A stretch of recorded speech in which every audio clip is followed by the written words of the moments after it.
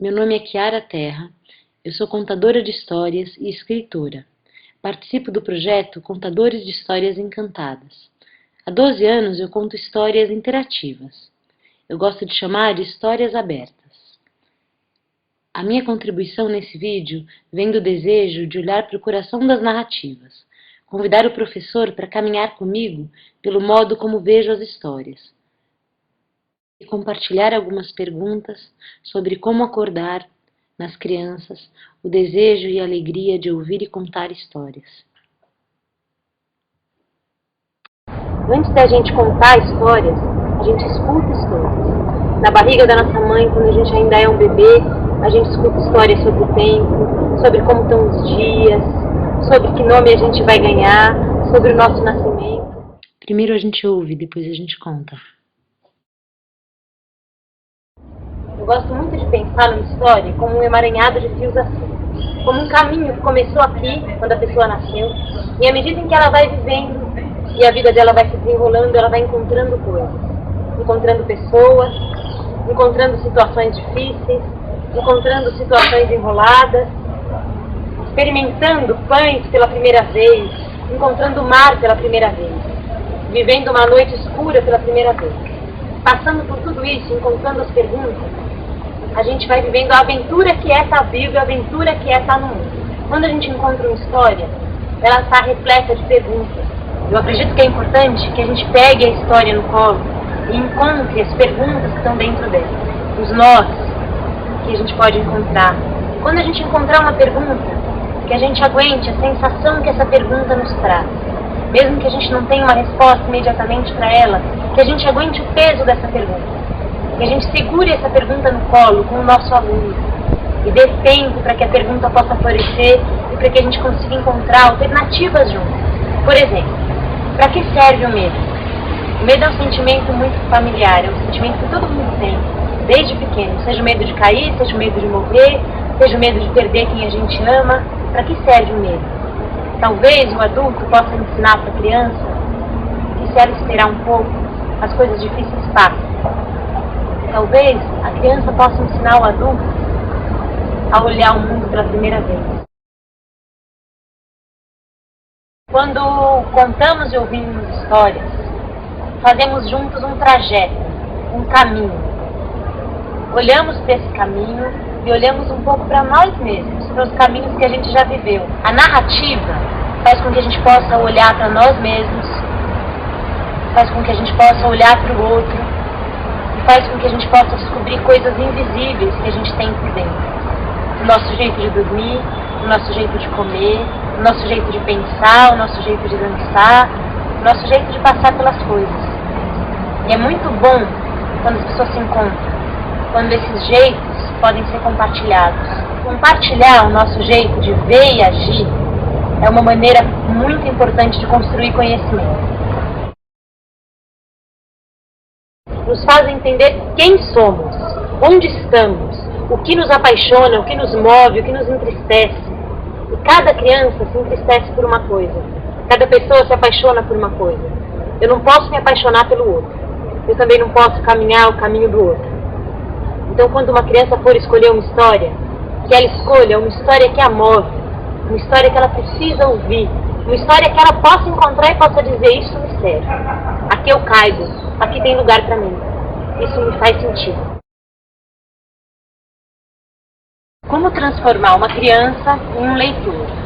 Vamos pensar de uma maneira clara em camadas.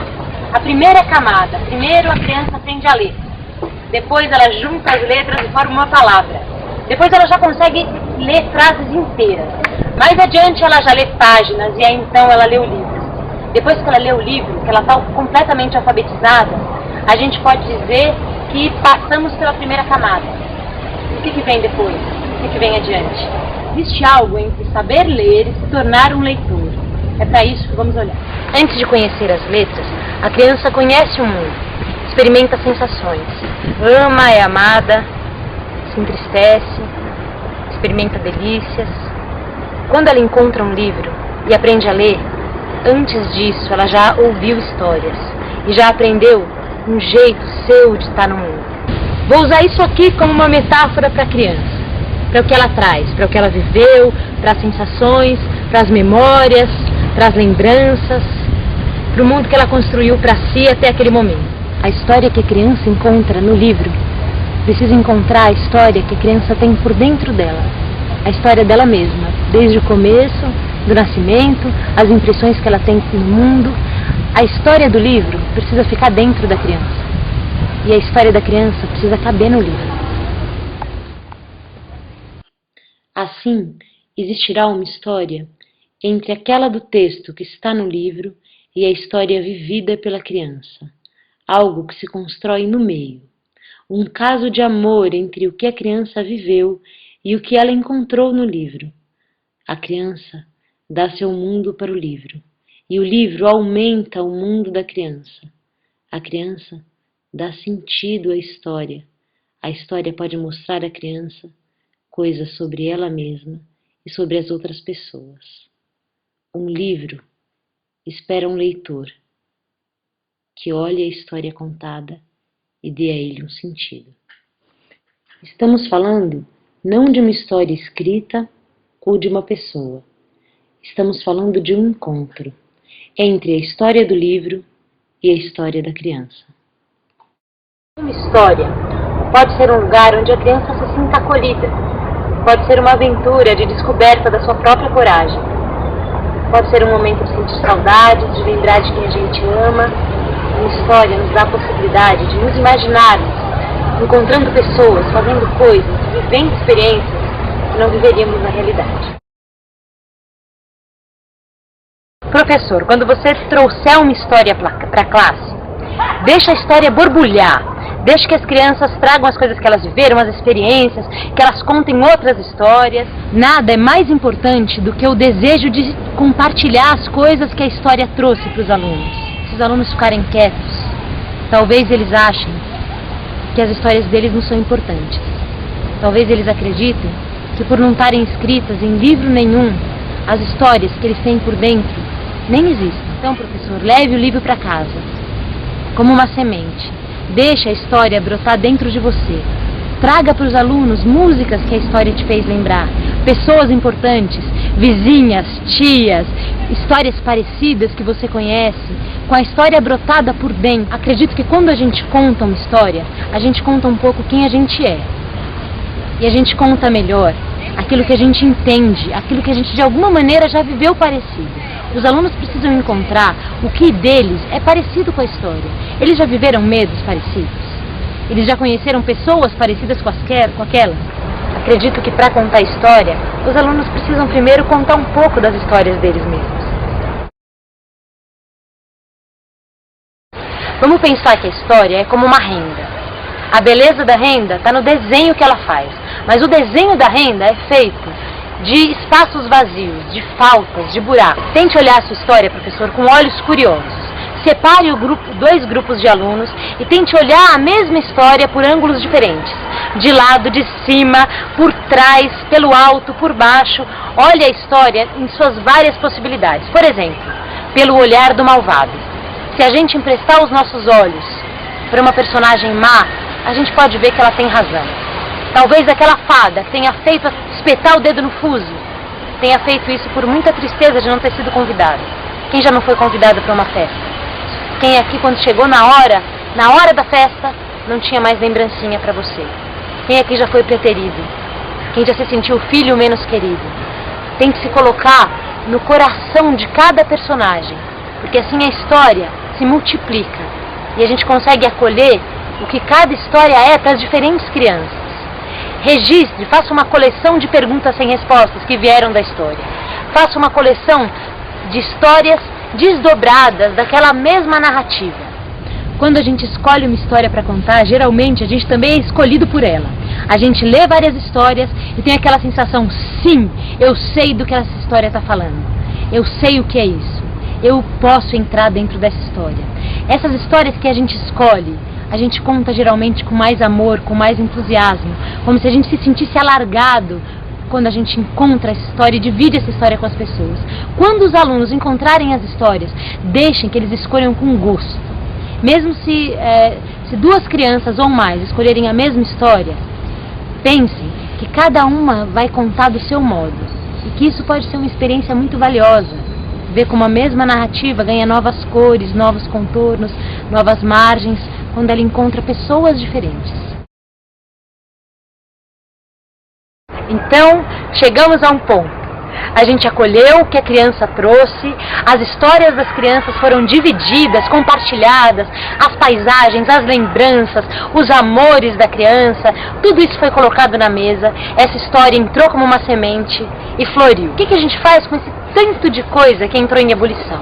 Esse é o momento, professor, em que eu sugiro que a gente volte para o livro, volte para a narrativa que está escrita, registrada. Olhe para ela e pense na estrutura. A gente agora vai recolher as varetas para montar uma pipa. Mas para uma pipa voar, ela precisa ter as varetas amarradas, firmes.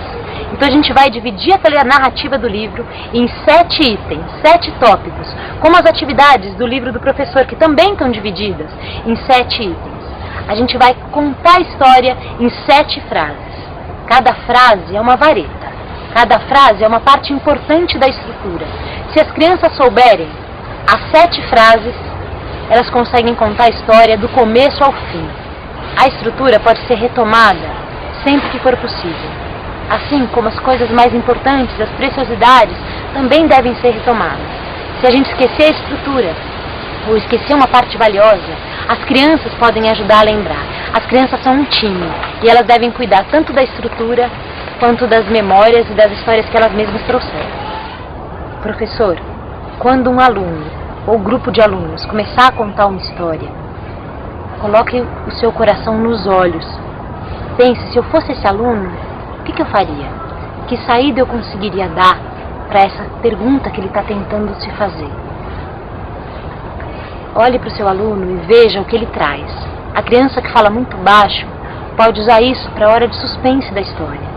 A criança que fala muito, muito alta, mais expansiva, pode usar toda essa energia para o momento da graça.